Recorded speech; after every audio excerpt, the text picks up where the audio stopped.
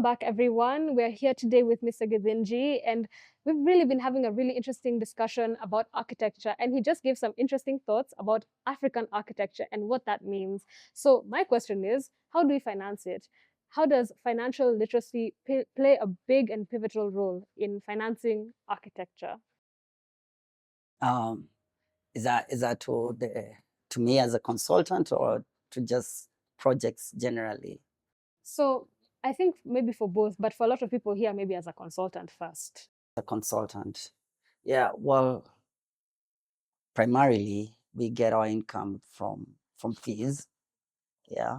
Um, and it's a topsy-turvy affair. Yeah, I've been cooked. I've been cooked a number of times by clients. Kenyans being Kenyans.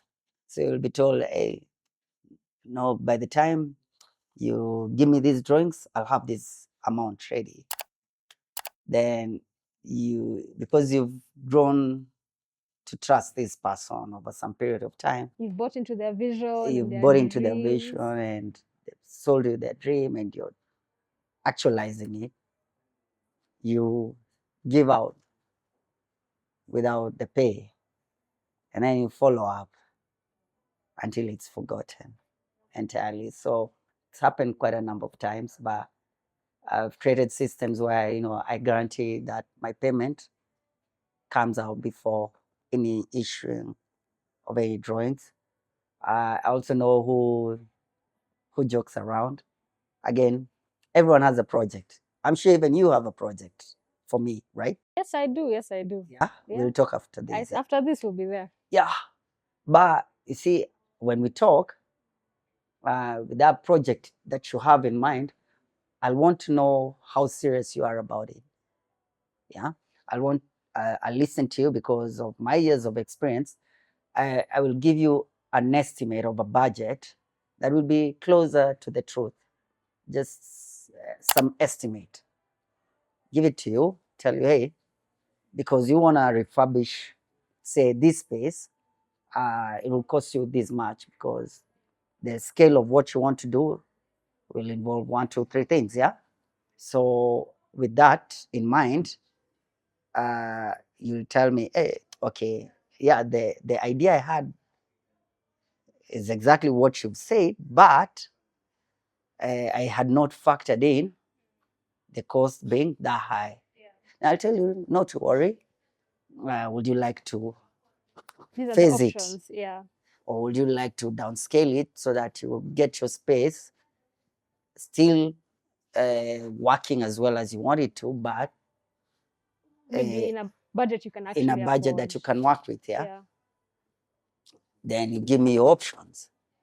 In that conversation, I'll tell you, I'll be able to know, whether you really want to go ahead with the project, whether you're desperate enough to do whatever it takes to get the project across, or it's not happening. It's not happening. And so my question is though, how do you then save? Because if one, I'm assuming, how often do you have business? Because it's not exactly like you're salaried, exactly. You get money based on fees. So how do you then anticipate, okay, I'm going to save this much in a year, or I'm going to put aside this much in a year, or I'm going to grow my portfolio of finances to this much in a year? How do you do that? Oh, wow, you've taken me back to my formative years. Now that is not a problem. Yeah, because 17 years in, the systems are there, it's working. Back then, again, remember, I started a family. My daughter came in soon after, and the family grew. So there are needs, and I needed the business to grow at the same time. So, of course, I made a few errors. Like one is where every shilling that comes in goes to the family. Yeah, not looking at tomorrow. Yeah. In fact, it's around the same time I even started building my home. So I remember actually every project that was coming in or pumping the fees into my home project. Yeah. But then when my partner came now from employment, he came with structure, learned from a business that had been there for over 30 years. Yeah. So created systems immediately. It's like, hey, wait a minute. This is not how to do it. This is not, you don't take everything, put it in your pocket. Salary yourself. Yeah. So that when there's excess, you save the excess so that you have something to keep you going 2, 3, 6, 10 months. Because tomorrow you don't know whether there'll be money or not. Yeah. So it took everything in me to adapt to that new space. Yeah. But I realized I actually grew faster that way because, yeah, I started with a small salary because of what was at hand then. But because of that structure, then we got a space that could accommodate the two of us and some two employees. Then we had to furnish the space. So we had to put in some seed capital, yeah. And realizing now we have rent to pay and some few extra bills made me realize, oh my, I can't operate the same way I was before. Yeah, you have to change. Yes. Then had to become compliant with all agencies, government, our board that regulates us. So we had to have an amount always ready there. for that need. Exactly. Okay. So we built on that and we grew until COVID came. But I can't say it caught me in a bad place. I think I had a previous good year. Yes, we got a few bonuses then, but then we had enough to sustain us until when the country was reopened. And then the interiors came. Yeah, and those were well paid. But it's because of that foundation that we had set that even when that time came, we were able to sustain ourselves. Interestingly, not many were able to survive that period. A lot of farms closed in our industry, architectural, quantity surveying farms, so many closed because that structure is easy to say until money comes in. So if by way of example, say you're paying yourself 100 Gs and you have 1,000,000 shillings, you have 10 months worth of your salary there. That's okay. But when 10 million shillings comes in and you're looking at your salary is And you can touch it 100,000 like this, yes. and you're just reducing it by that much, then it becomes tricky. It requires still some discipline, yes, to reward yourself, but still ensure you're not rewarding yourself the entire 9 million so that you retain the 1 million that should sustain itself. Yeah. Yeah. So you grow with the company. If the company grows, it means you also financially also growing as well. Exactly. Okay. Yeah. And now I gotta ask, because now we're talking about a company, but you don't have one company, right? You're managing multiple businesses. So now the question is, how do you allocate that capital for the different businesses? And how do you organize the different businesses so all of them are profitable? Because most people have a biashara here, they have another business here, but they only have one which is succeeding, the rest are not. So now for you, how have you found it best to be able to manage all of them? Again, it's all discipline, and it's easy to say, but it's not easy to do. Yeah, I run quite a number of businesses besides the practice, but I have learned never ever to mix monies across businesses. Yeah, so if one business is not doing well, then it has to suffer on its own without dragging everything else down. And it means it has to be given more attention so that we can try and figure out how can we.